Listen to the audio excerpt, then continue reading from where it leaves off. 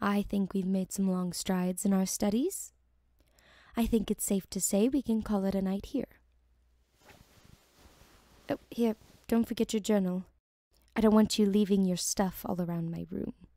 I'd rather not have to return it to you later. Did you have any other questions about the study guide I made you? I tried to make it as simple as possible to understand. It might not seem like it, but I actually don't want you to fail. I would like to have the highest grades because I'm the smartest, not because my peers didn't try hard enough. Well, if you do have any other questions, just let me know. I will do my best to answer them. Do you have all your things? Very well. Blast! It's freezing out here. It's really coming down hard. Well, good luck out there. What? Yes, I expect you to go out in that storm. How else are you going to get home? I mean, it's not like you could stay here. It's just a little bit of wind. And some snow. And maybe some sleet. You'll be fine. Me? Heavens no. I would not set one foot out in that storm. It doesn't matter if it's fair or not. I'm not the one away from my home.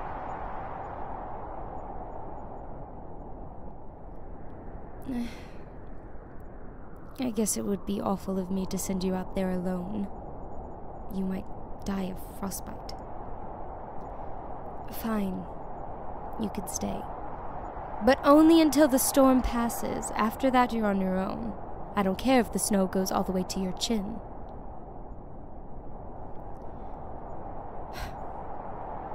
Well, come in then. You're going to let all the heat out.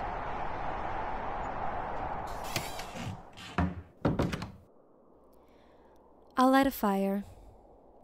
Get comfortable. I have a feeling you're going to be here for a while.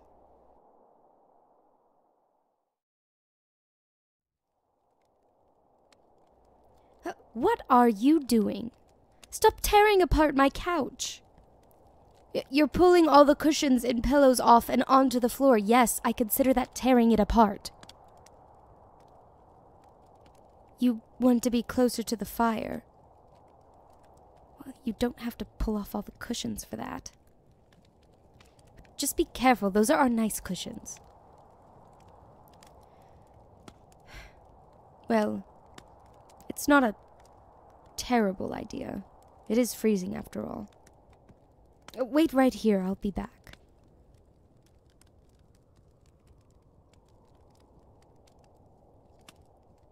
Here.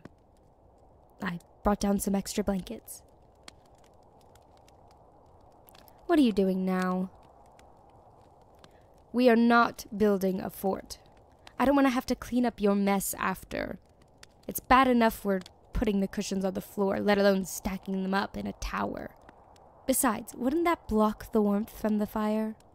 If we were going to build some structure, it would be smarter to build some sort of nest, pulling the blankets and pillows together in a gathered formation.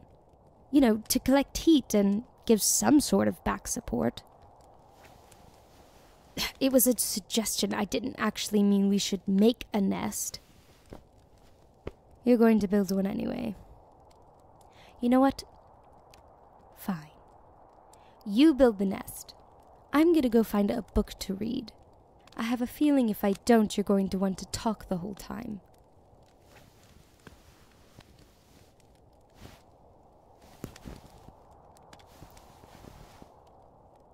You call that a nest? A bit small, but whatever. I guess it will do. Just move over. I need some space.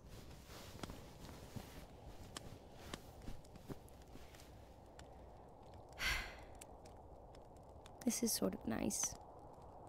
Being so close to the fire, hearing the wood crackle, the storm outside. Makes me almost forget that you're next to me. pardon me while I get comfortable.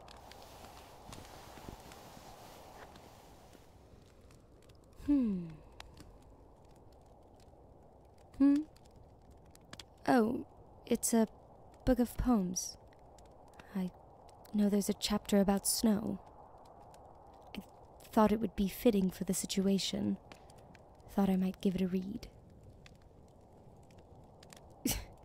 You want me to read it to you? What, are you a child? Seriously, you really want me to read it? Out loud? You're not just pulling my leg.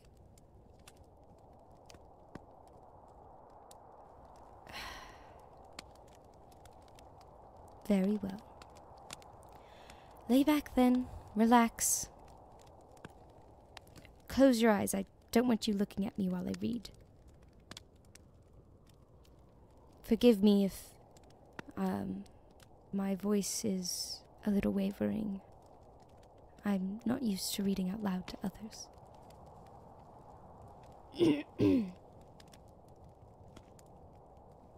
The Voice of Winter by Laura Salas.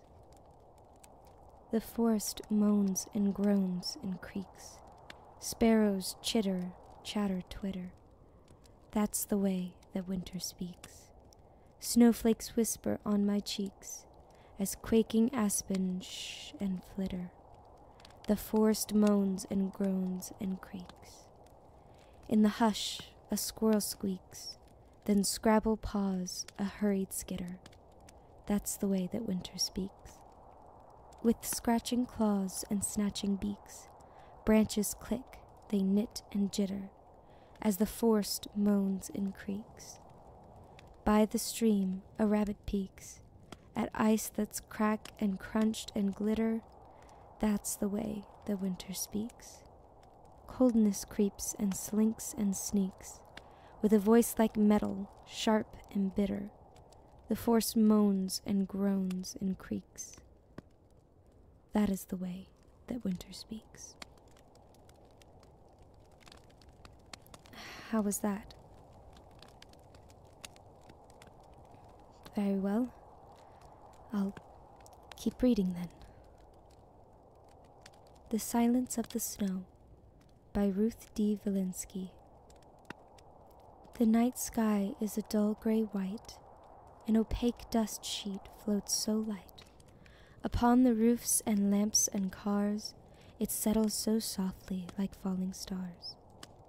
It sneaks into crevices and onto window sills, piles up in soft layers over roads and hills, weighs down branches, envelops bark, skips and flutters across the depth of dark. With dawn a scene of raw meringue, from bough to bridge to roof does hang. Through the night's deep slumber, a silent world descended, a ghostly shroud unfurled. In slow motion, life begins to show.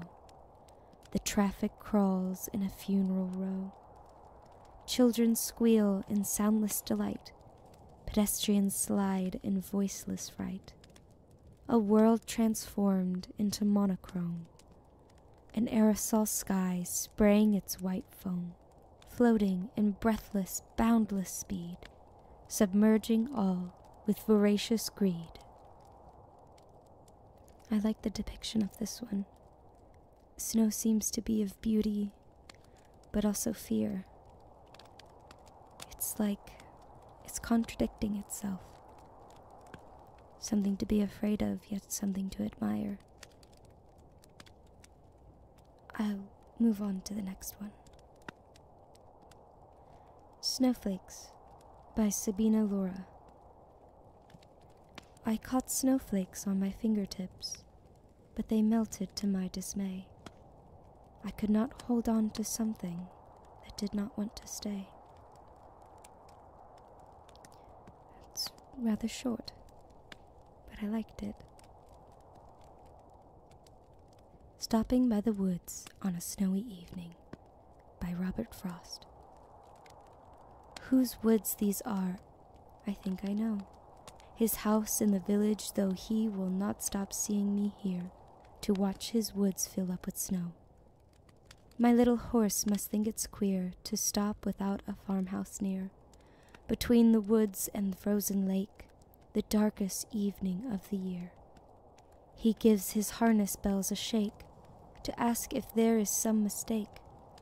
The only other sounds the sweep of easy wind and downy flake. The woods are lovely, dark and deep, but I have promises to keep, and miles to go before I sleep. Miles to go before I sleep.